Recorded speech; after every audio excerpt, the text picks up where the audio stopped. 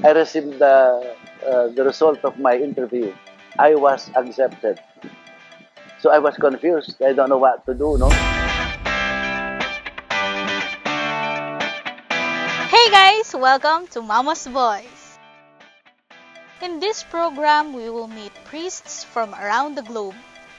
We will discuss interesting features of their lives, from their humble beginnings, their calling, the churches, and more.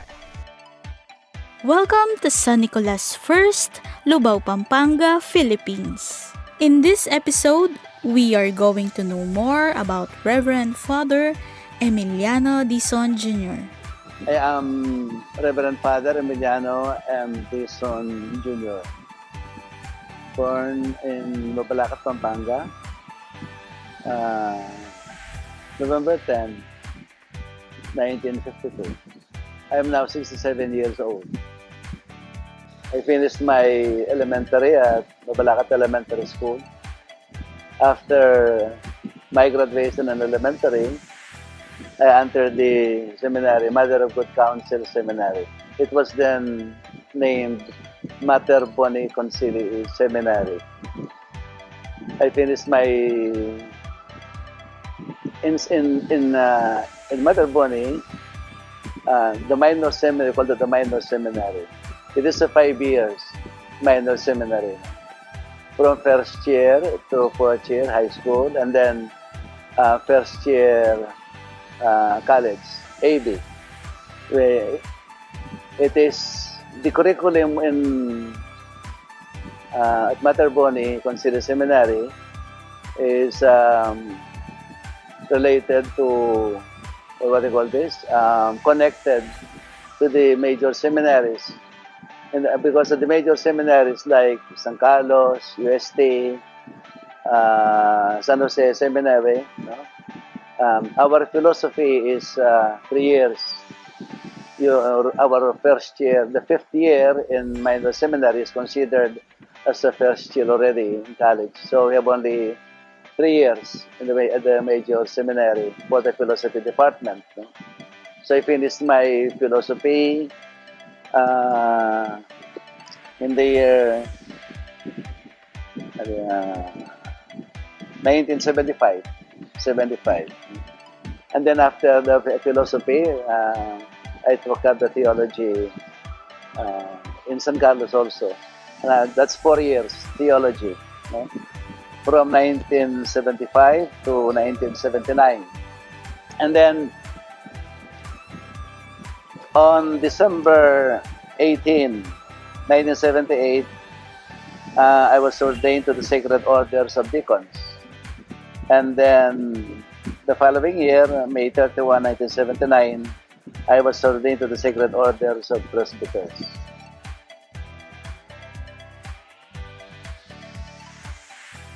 I don't know how you will consider it. Actually, I am the third in the family to enter the seminary.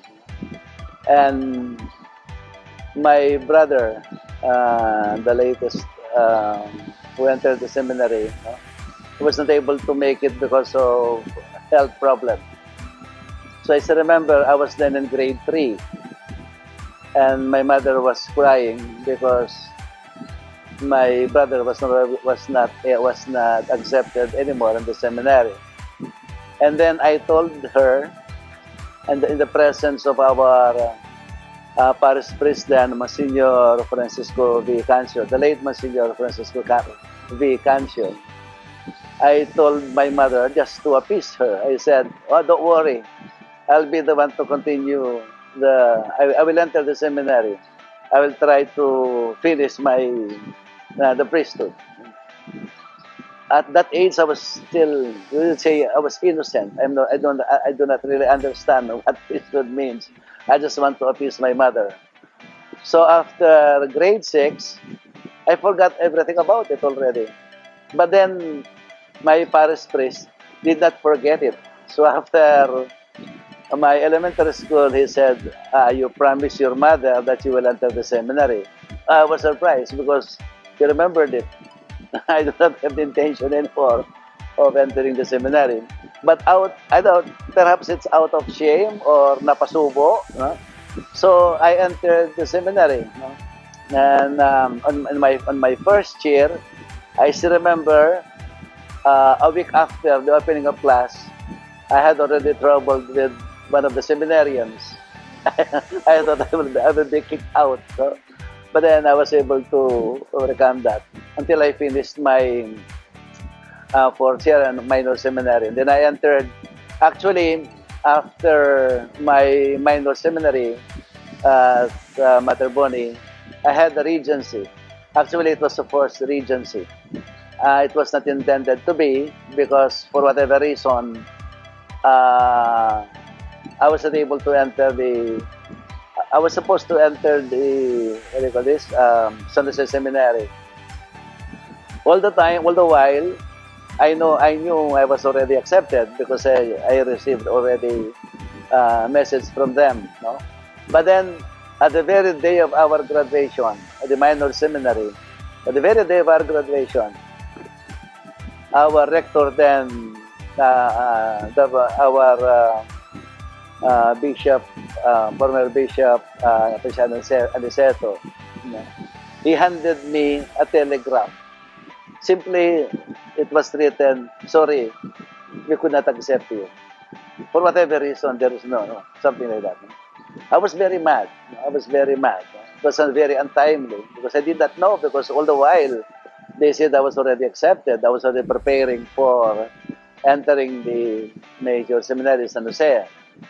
And then what happened then was I was so angry and I forgot everything about entering the seminary. I do not have the intention anymore of continuing my studies, my seminary studies. But then after, so I was forced to take some subjects at the Republic Central Colleges in Angeles City. For 1 year, I was prepared to take law, supposed to be, after that year, because I got late already in the enrollment. So I was supposed to take law. It was the dream of my father. That's why when I left the seminary, only my father was happy about it. All the rest of the family were grieving about that. So I was about to enroll already. It was time for enrollment. But then I received a letter from Bishop Aniceto. He recommended me at the San Carlos Seminary. I was not prepared, I did not even, I thought about it. Then I prayed over it. So out of gratitude, because Bishop Aniceto was our friend, family friend. So out of gratitude, perhaps, so I, what do you call this? I was interviewed at San Carlos Seminary without any preparation. I still remember, I was asking my, I think there were four Pampangueños who underwent the interview. If I remember, the former, still a bishop naman, Bishop Crisostomo Yalong, and Kate Pandillo, and Father Larry Sarmiento, together with me. So four of us. And we were all accepted. After the interview, I was asking them about their answers.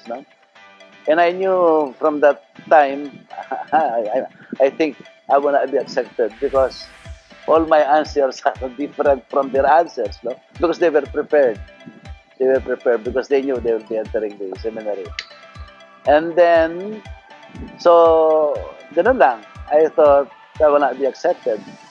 But then a month before the final enrollment at Ateneo, I received the result of my interview. I was accepted. So I was confused. I don't know what to do, I walked my way to the church, more or less, 10 minutes walk from our place to the church. I just went there and I don't know what to say even to God. And then perhaps I was so confused. I didn't know that it took me 3 hours already in the church without saying anything, just being seated until I felt I got hungry already because it's already more. I think it was already 1 o'clock in the afternoon. So I went home and I decided to enter the seminary, San Carlos Seminary. Tune in for the second episode of Mama's Boys featuring Father Emil Dizon. There you have it, guys. Thank you for joining us in this episode of Mama's Boys. Hope to see you in our future episode. This has been your host, Karen Dane. Jamatane!